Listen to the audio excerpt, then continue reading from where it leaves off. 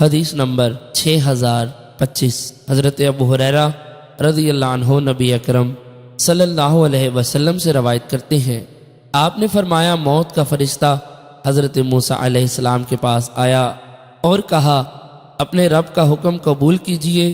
فرماتے ہیں حضرت موسیٰ علیہ السلام نے اسے تھپڑ مار کر اس کی آنکھ نکال دی۔ ملک الموت واپس اللہ تعالیٰ کی بارگاہ میں گیا اور کہا اے اللہ، تو نے مجھے ایسے شخص کے پاس بھیجا ہے جو موت نہیں چاہتا، اس نے میری آنکھ نکال دی ہے۔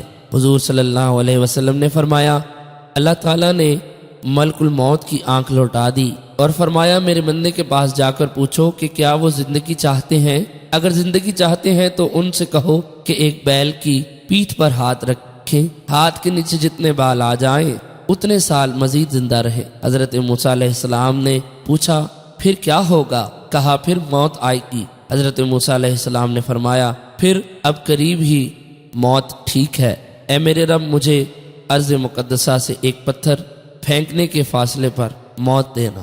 رسول اکرم صلی اللہ علیہ وسلم نے فرمایا اللہ کی قسم اگر میں وہاں ہوتا تو میں تمہیں سرخ ٹیلے کے پاس راستے کے کنارے پر ان کی قبر دکھاتا۔ حدیث نمبر 6026 امام مسلم رحمۃ اللہ علیہ نے اس حدیث کی ایک اور سند بیان کی ہے۔